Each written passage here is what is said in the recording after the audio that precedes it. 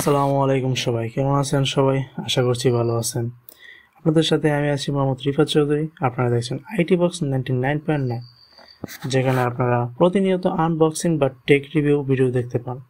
তো তেমনই আজকে একটি ছোট্ট মেশিন নিয়ে হাজির হয়েছি আপনাদের মাঝে। কথা বলবো আজকে এই ছোট্ট মেশিনটি নিয়ে এবং আনবক্স করে দেখব এই মেশিনটি, দেখবো এর কার্টুনের ভিতরে কী থাকছে।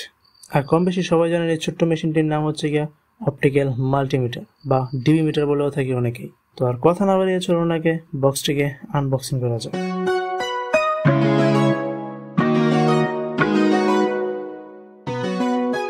তো এই ছোট্ট বক্সটি ওপেন করার সাথে সাথেই পাচ্ছি আমাদের মূল ছোট্ট মেশিনটি পেয়ে যাচ্ছি প্রথমেই, অপটিক্যাল মাল্টিমিটার। তো এটাকে আপাতত আমরা সাইডে রেখে দিচ্ছি, আর দেখব কি আছে এই ছোট্ট বক্সটির ভিতর। এই বক্সটির ভিতরে আরও পাচ্ছি এই মাল্টিমিটারটিকে চার্জ করার জন্য টাইপ বি ইউএসবি কেবল, সাথে পাচ্ছি একটি RJ45 কেবল চেক করার জন্য নেটওয়ার্ক টেস্ট রিমোট, যার মাধ্যমে আমরা আমাদের হাতে তৈরি RJ45 বা যে কোনো RJ45 কেবল চেক করতে পারবো। আরও পাচ্ছি একটি ফিতা, যার মাধ্যমে আমরা এই মাল্টিমিটারটিকে হাতের সাথে খুব সহজেই আটকে রাখতে পারবো, এবং সাথে একটি ম্যানুয়াল গাইড বই। তো আমরা এই গাইড বইটি থেকে দেখতে পারবো আমাদের এই মাল্টিমিটার ব্যবহার বিধি, এবং এই গাইড বইটিতে লেখা আছে আমরা এই মাল্টিমিটারটি দিয়ে সর্বোচ্চ 26 ডিবি এবং সর্বনিম্ন -50 ডিবি লেজার পরিমাপ করতে পারবো। তো আমরা যারা ইন্টারনেট ব্যবসা করি বা ওয়াইফাইয়ের ব্যবসা করি, আমাদের এত লেজার মাপার প্রয়োজন খুব কমই হয়ে থাকে। কেননা আমরা যদি আমাদের একটি পণ্যের লেজার পরিমাপ করে থাকি, আমরা 7 থেকে 8 ডিবি লেজার পরিমাপ করে থাকি, কেননা এটি পণ থেকে 7 থেকে 8 অথবা 9-10 ডিবি লেজার বের হয়। সেক্ষেত্রে 26 ডিবি লেজার আমাদের অনেক, এবং আমরা -30 ডিবি পর্যন্ত আমাদের প্রয়োজন, কেননা -30-এর উপরে যদি আমাদের লেজার চলে যায় তাহলে আমাদের অণু বা আমাদের ইন্টারনেট সংযোগটি অফ হয়ে যায়।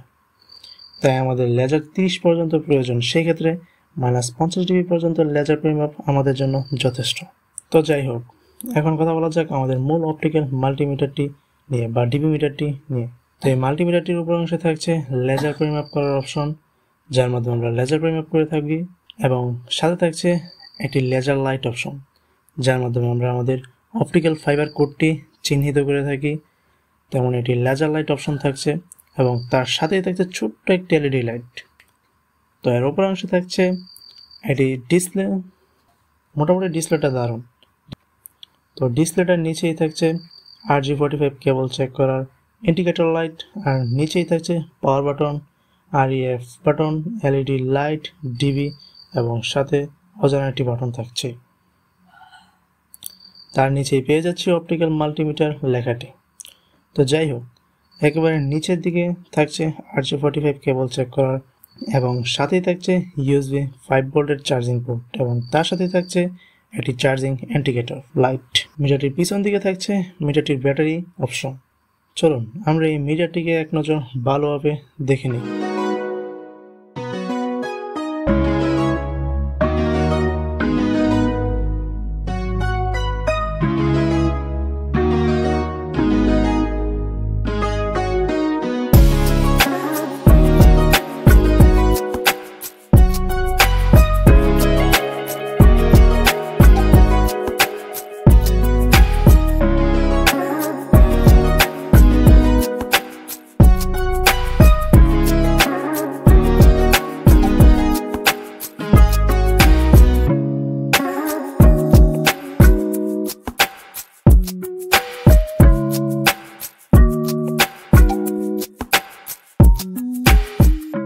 আমি মাল্টিমিটারটির লেজার লাইটটিও অপটিক্যাল ফাইবারের মাধ্যমে চেক করেছি।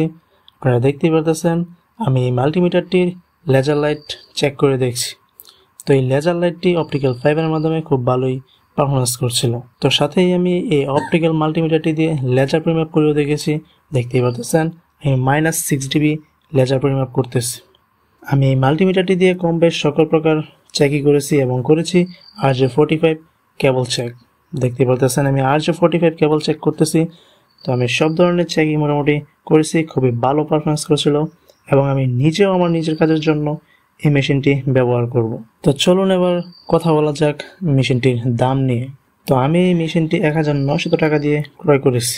তো যাদের বাজেট 2000 টাকার আশপাশ তারা অবশ্যই এই মেশিনটি চয়েস করতে পারেন।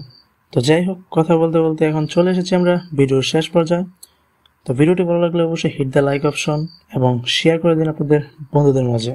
আর যারা এখনও চ্যানেলটিকে সাবস্ক্রাইব করেনি তারা অবশ্যই সাবস্ক্রাইব করে দিন এবং পাশে থাকা বেল আইকনটিতে ক্লিক করে দিন এরকম টেক বা এরকম নতুন নতুন ভিডিও পেতে।